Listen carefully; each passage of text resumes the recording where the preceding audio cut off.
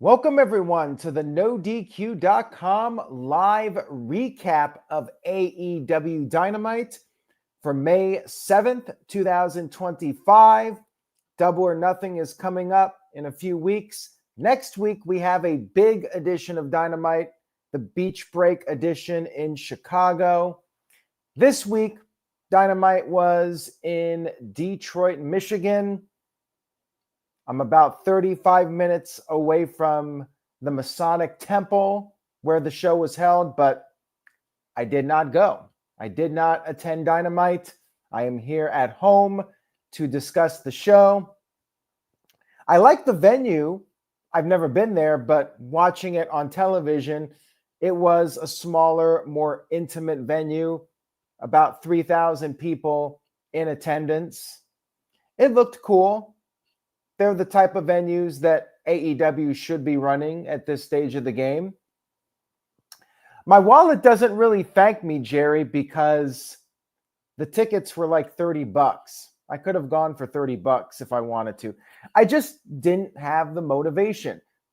AEW did not even bother to announce matches last week on Dynamite.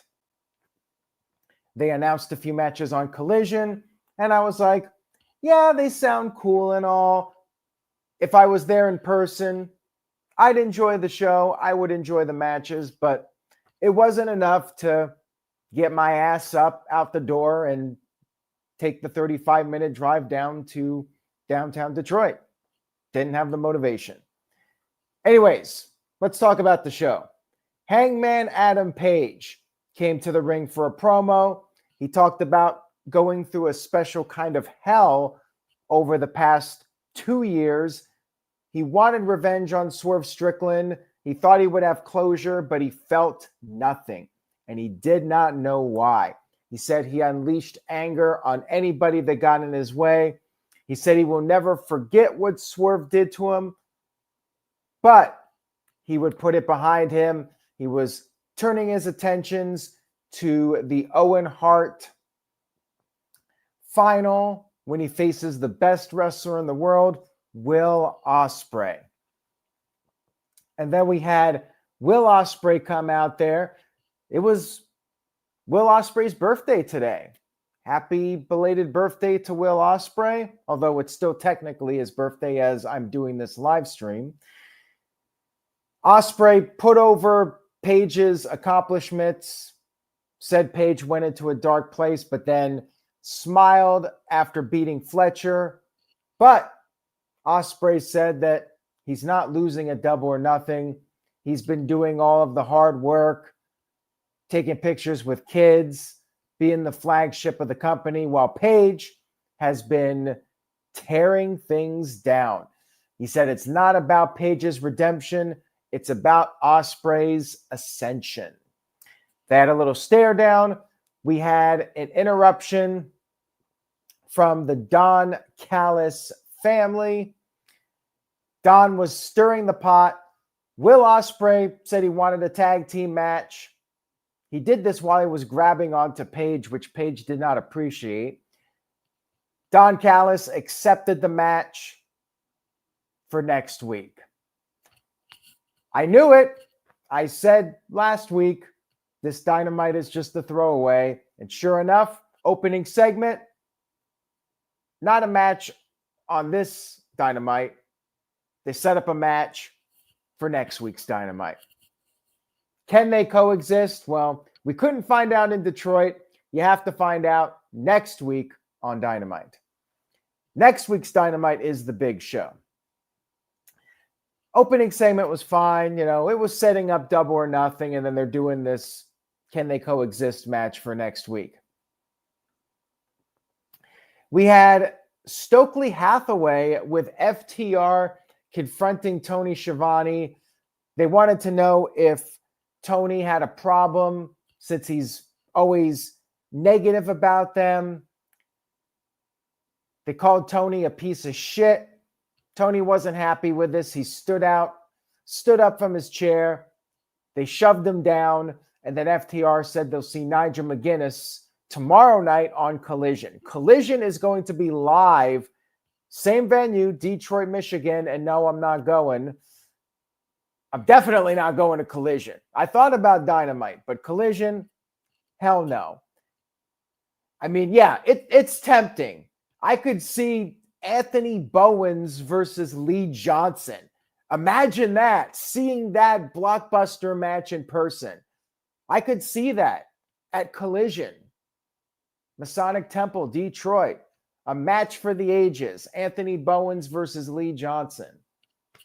Nah, I ain't going to that. You kidding me? Not a chance. Plus, we got to do our predictions for Backlash. Somebody in the chat room said I could talk about it at the arena. I ain't doing that. I am not going there. I want to do the predictions in the comfort of my own home. We had Toni Storm versus Thunder Rosa versus Penelope Ford versus Anna Jay in a 4-way eliminator match. Keep in mind, Toni Storm is the women's champion, so if somebody else won this, they would get a title shot. I'm not a fan of these eliminator matches, quite frankly. Like if the person beats the champion, they get a title match. I've never been a fan of these types of matches. So it was a competitive match with the four of them. Penelope Ford did this moonsault to the outside onto everybody. And then we had Thunderstorm or Thunder Tits, whatever you want to call them. Thunder Rosa and Toni Storm were working together. But then Megan Bain showed up. She cleaned house, and this was a 4-way, so no DQ. She attacked everybody. She powerbombed Anna Jay. But then Harley Cameron showed up and went after Megan with a pipe. And then Toni Storm took advantage. She put the chicken wing on Anna Jay and got the tap out victory. So Toni Storm wins the eliminator match. Not really sure what the point of it was. You don't set up a new contender. And that's that. Toni Storm wins. Doesn't need the win. I guess you had Megan Bain out there and setting up a storyline with her and Harley Cameron. Really, that's the only storyline that got advanced here, I think. Match was fine. Nothing special. We had the Hurt Business come into the ring. They were cutting a promo, wanting to know where are the best tag teams to face them. And guess which team responded? Top Flight responded. But thankfully, this was a setup because MJF showed up. He attacked them from behind. MJF was wearing a white tank top, a wife beater. And you know what this means. Anytime a guy's out there wearing white and they're fighting somebody, you're going to get some color. And sure enough, he beat them both up. There was blood. MJF, he hurt people like Lashley wanted him to do. And then Lashley said he would give his answer. Here we go, guys. Next week on Dynamite. Detroit, you don't get anything. You guys have to tune in. Chicago is the A city. Detroit is even lucky to get Dynamite every 2 years. That's the way it is. I mean, I'm sure I would have enjoyed the show if I was there live, but watching this at home, I do not have any regrets about not going. Teacher in Color X, this was a filler show. They're saving all the good stuff for next week. I mean, it was so blatantly obvious last week when they promoted nothing for this week. I'm sure it was an entertaining show if you were there live, but if you want people to spend money and drive out of their way to go to a show, you got to deliver a strong card. You can't just throw stuff out there and expect people to show up. And there were tickets for like $30 for this, and they still could not sell it out. There were seats like an hour before the show. This was like a 3,000 seat theater, and they drew 8,000 plus fans at Little Caesars Arena. They gotta put in some effort building up these shows and give the fans that attend something memorable. This was just your run-of-the-mill wrestling show, and basically setting up next week. That's what it was. Segment was fine, but yeah, they're saving the payoff for next week. I mean, Chicago gets everything, it seems. Steve-O, you better be going because they're throwing everything your way. You guys are getting like a mini pay-per-view as far as all these big things happening on the show. You better be going, Steve-O. You have no excuses. I had a lot of excuses to not go to this show. You have none. I expect a full report from you, Steve-O. We had the Death Riders in the locker room with the Elite, so there's something brewing with them. We had Nick Wayne going up against an old friend of Christian's, and everybody knew what was going to happen here. We all knew where this was going. It was Rhino. It was cool and all to see Rhino, but guess what? I went to TNA Bound for Glory last October. Saw him go into the TNA Hall of Fame. He even wrestled in that Battle Royal. So it meant nothing to me. You know, it was cool to see him in AEW. He's wrestled in pretty much every major promotion over the past 25 years. So, yeah, it was cool to see Rhino. Pretty basic match here, though. It looked like Christian was trying to help out Nick Wayne, like he tried to trip Rhino at one point. Rhino did get in some offense, but then Nick avoided the gore and picked up the win with the kill switch, which the fans were not happy about, and they were chanting bullshit. Now listen, Rhino was never going to win this match. This was just like a little one-off thing for him. Of all the things to be mad about, to me, this was not one of them. You know, Rhino comes in, does a little match here, puts over the guy they're trying to build as a star. I saw no issue with it. Then after the match, Christian was going to put the championship around Nick Wayne's waist, but then he decided to just drop the title instead, and then he walked off. So whatever's going on with these guys continues to brew. You know, I'm intrigued, and I do think this is going to lead to a Christian face turn at some point. Richard Crow sent in a $2 super chat. Thank you for that, Richard. I appreciate it. It says, great show. I enjoyed it. Were you there live, or are you just commenting on watching the show on TV? That I'm curious about.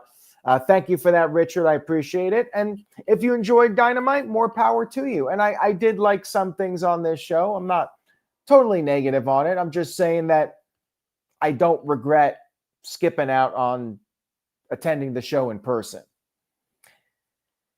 We had a six-man match, a trios match, as they might say. We had Mark Briscoe, Speedball Mike Bailey, and Swerve Strickland against the Young Bucks and Ricochet. This was a good match. It was a good high-flying match. Lots of big moves with everybody going back and forth. I enjoyed it. I thought it was very solid. Definitely another PWG type match. You know, these trios matches are always fun. And they even got a standing ovation at one point. I liked the match. I would have enjoyed it if I was there. Too bad I couldn't teleport. You know, that would be nice. Swerve was doing well here. He was cleaning house with everybody. But then Matthew Jackson managed to cradle Swerve basically out of nowhere and got the 1-2-3 victory, which was very odd to me. Why would Swerve Strickland lose clean? He's one of your biggest stars in the company. You've done such a great job building him up. He loses basically clean, and he loses to Matthew Jackson of all people.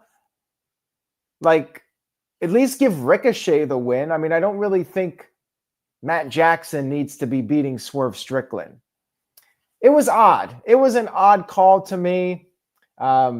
Not sure how I feel about that finish, but the match itself, I did enjoy. Backstage, we had MJF confronting Will Ospreay. So we're getting another tease with these guys.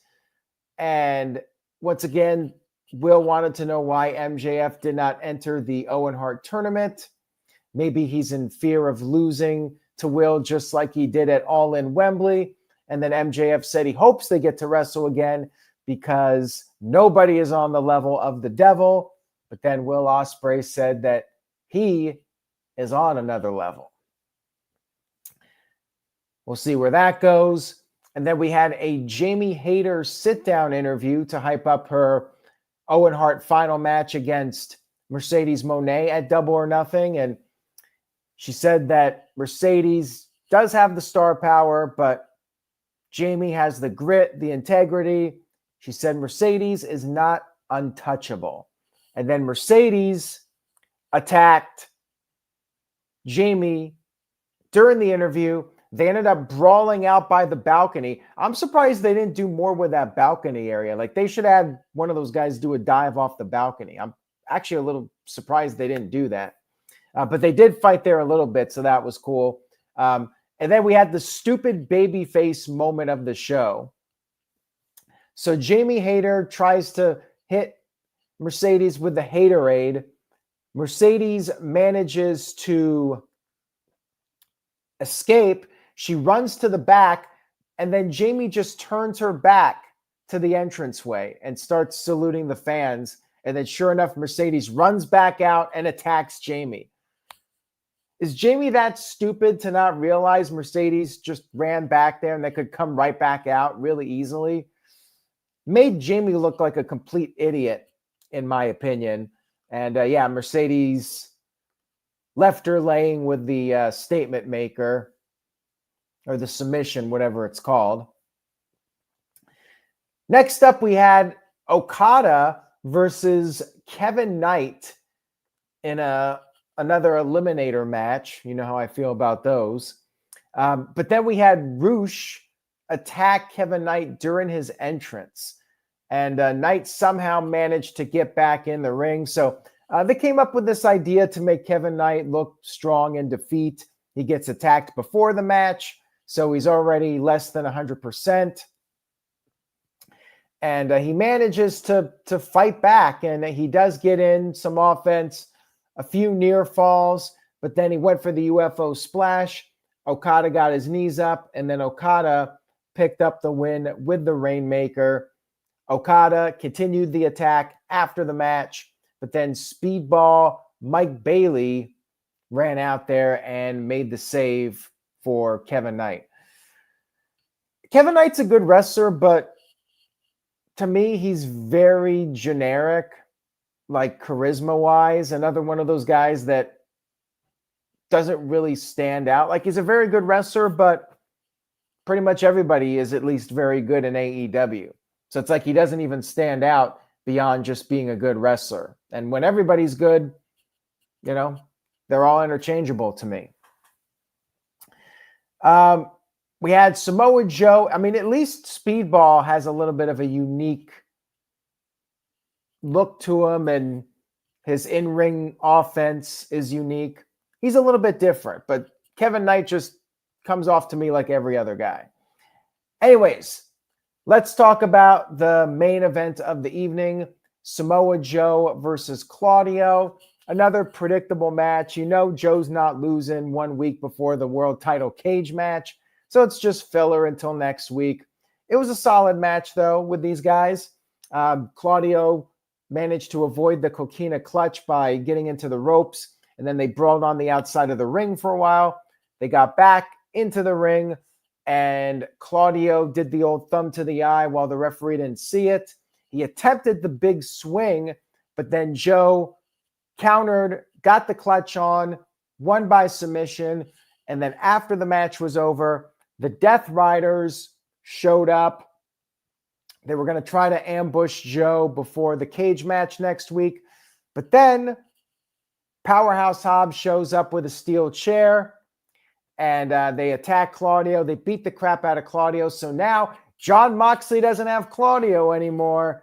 This could be the end of his title run. Yeah, right. But yeah, that match is next week. It's funny. This match was a setup for a match where you damn well know Samoa Joe's not winning that title. I mean, this is this is a filler match for Moxley. Moxley versus Samoa Joe is a filler match. So this was a filler match to set up a filler match for next week. It is what it is. I mean, the show was all right. I would have enjoyed it. If I had attended the show, I would have had a good time. But watching it on television, it was very mid. It was the epitome of an average wrestling show.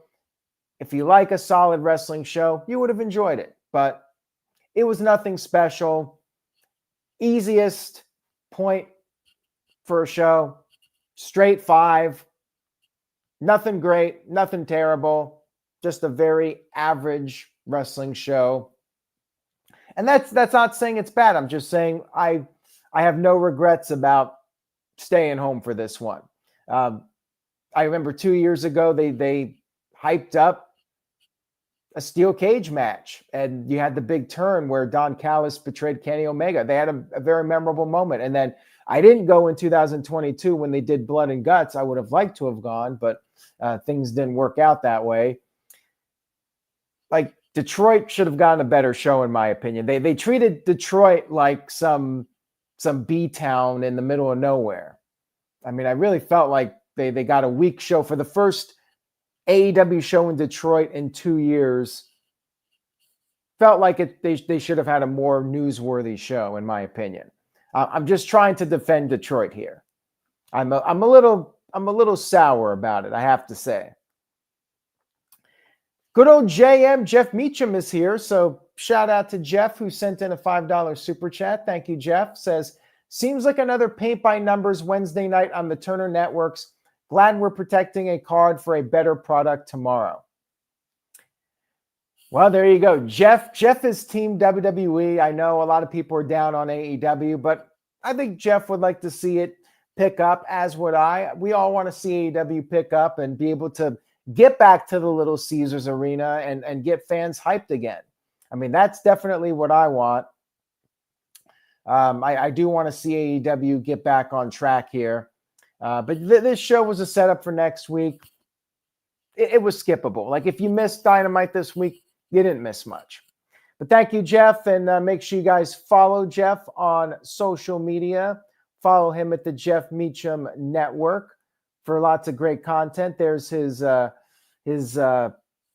info for this week. Greg Cherry's show already happened, but make sure you guys tune in for Backlash predictions. By the way, that graphic is outdated. I do want to note we are doing the predictions at 7 p.m. Eastern, not 8 p.m. Eastern, 1 hour before Collision.